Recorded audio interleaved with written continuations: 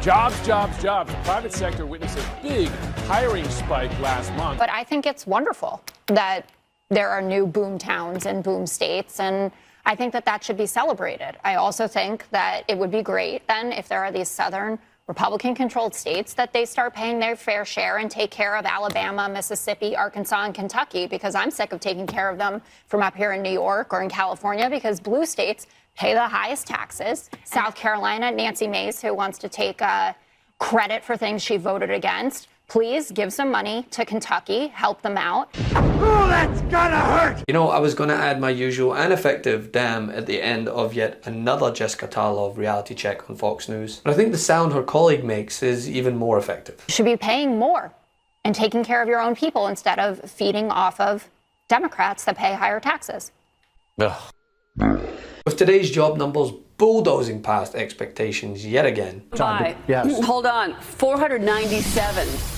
That is a big jump above the estimate of 228K. That's double of what economists had predicted. 497,000 jobs added on private payroll. Well, that's not recessionary at all. By the way, look at the economist spread here. The estimates were anywhere from 95,000 jobs added for ADP to 334,000 jobs for ADP. So this is even in the, the range didn't even get anywhere near the actual number that we got. But yep, private sector jobs, Sean, 497,000. Your reaction?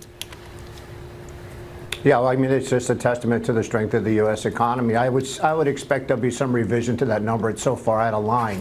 But that's what's going on right now. The U.S. economy continues to sort of move along in a very rapid pace. Hosts on Fox News The Five discussed the boom and how America's economy is, quote, shifting to red states, something that had 99% of the panel gushing and Jessica Tarlov ready with a reality check. But I think it's wonderful that there are new boom towns and boom states, and I think that that should be celebrated. I also think that it would be great then if there are these southern Republican-controlled states that they start paying their fair share and take care of Alabama, Mississippi, Arkansas, and Kentucky, because I'm sick of taking care of them from up here in New York or in California, because blue states pay the highest taxes, and then those federal dollars get shipped down south to make sure that they have decent schools, they have health care, they have good roads, etc.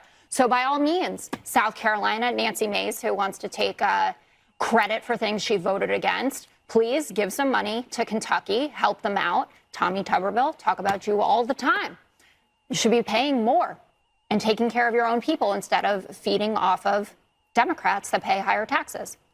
Ugh. Now, not only is this brilliant and absolutely correct, she made sure to specify by name the very Republicans who shamelessly want to take credit for infrastructure benefits in their states, all while voting against it.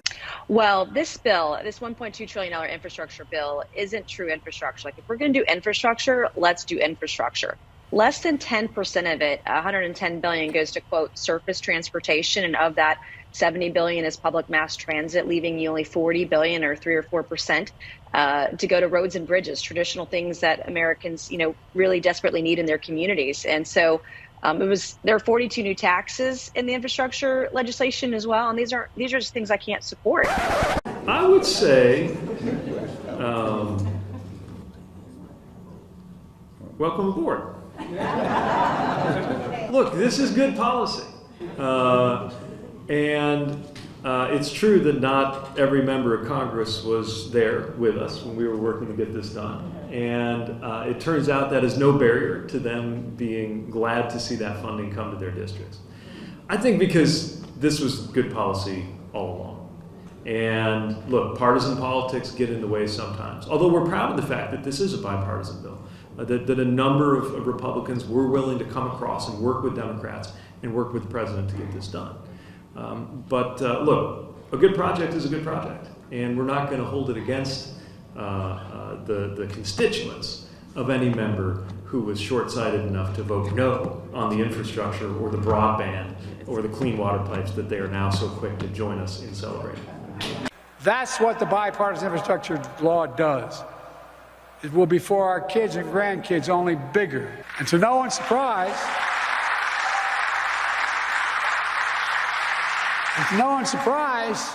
it's bringing along some converts. people strenuously opposed voting against it when we had this going on. This was going to bankrupt America.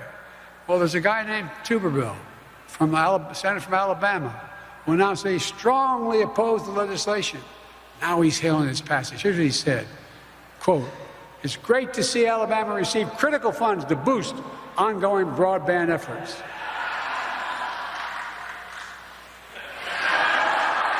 And while I'm sure she's running out of ice packs for her ears after each show, what Tarlov is doing cannot be overlooked. There's a nifty chart floating around social media. Everyone should check it out.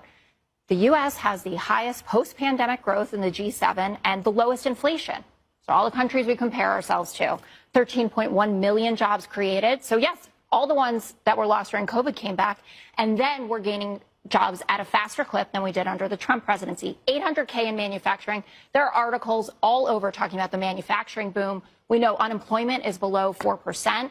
We have 35,000 infrastructure projects. And before you say, oh, you're not going to see a bridge for 20 years or whatever, there are Republican senators humiliating themselves on Twitter now, talking about how excited they are that the broadband is coming to them. $3 billion going on. Tommy Tuberville, I think is how you pronounce it, says like, the broadband's coming, and then Joe Biden gets to, quote, retweet him and say, see you at the groundbreaking, which is what he did to Mitch McConnell. John Cornyn's been doing it, Nancy Mace, Elise Stefanik. These are people who voted against the things that their constituents are now going to get, and they want to take credit, and they don't deserve it for voting against it. 10.5 million new applicants for small business loans in the last 2 years. That's the fastest we've seen that happen over a 2-year period. Day in, day out in the lion's den, offering doses of truth amidst a shitestorm of lies with the hopes that someone tuning in somewhere, which again, a lot of America does, will see through the red haze. It really depends who's running in 2024. This is all candidate-based. And if it's Joe Biden versus Donald Trump, I think it's going to be fine for the Democrats. We're an incredibly polarized country.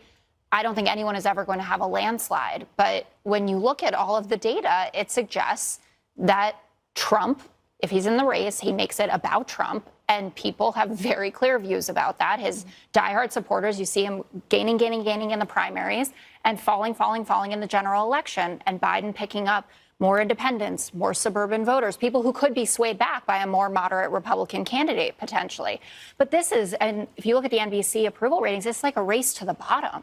So Kamala's approval rating is higher than Nikki Haley's, Mike Pence's, Ron DeSantis's, Tim Scott's, all people who want to be the Republican candidate. And Donald Trump's net negative rating makes Kamala look like the most successful woman in history. It's -56, right? So this is the guy who seems to be sweeping the primary season with, each new bit of information about another indictment coming. I mean, last night we all heard audio of him showing people a classified document. He lied to Brett Baer, right? He said there was no document. We heard shuffling of papers, and he sounds like a teenager. Hey, guys, isn't this cool? Look what I got. Talking about the nation's secrets, not a personal thing. What about her, though? It's obviously that she doesn't resonate with the American public, that it's not, whatever is happening right now is not working. I don't know if showing her off more makes a difference, but it all comes down to what are the names going to be on the top of the ballot. And if Donald Trump is the name under the R, I don't know if talking about the net negatives that Kamala has makes any difference. Hey, Meidas Mighty, love this report? Continue the conversation by following us on Instagram @MeidasTouch to keep up with the most important news of the day. What are you waiting for? Follow us now.